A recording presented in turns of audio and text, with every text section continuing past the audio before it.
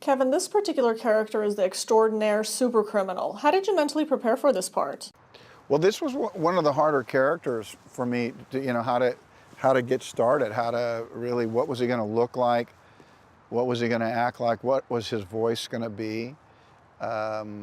Somebody who's been by himself, who kind of just really goes to, the own beat of his drum. And so I actually, came into the project and didn't have a long time to rehearse. And the movie had already been going, and I came in and I had really long hair that I had grown myself and a really long beard.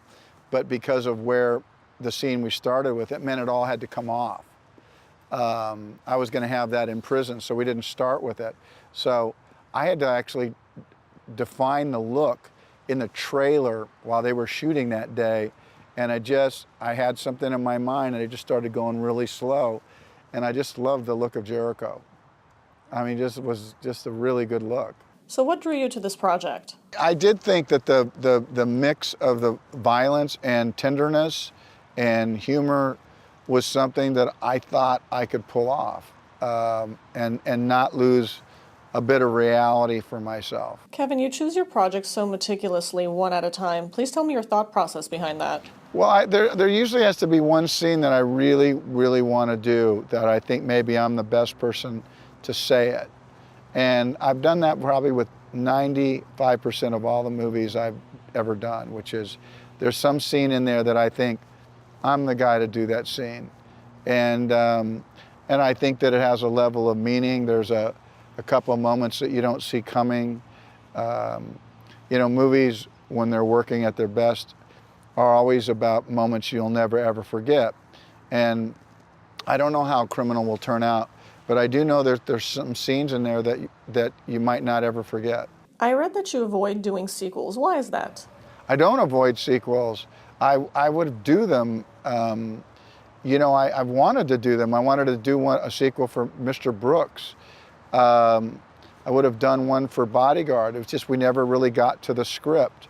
I always want the second one to be as good as the first one. And sometimes the pattern with sequels is the second one's not very good. Everybody makes a lot of money. They apologize for how bad it is, and then they make the third one. So I love the idea of being in a sequel. Kevin, you have an affinity to Western genre films. Any chance we'll see you in a Western passion project anytime soon? Yeah, I have always loved doing Westerns, and yes, I do. I'm probably going to be directing a huge epic Western this summer.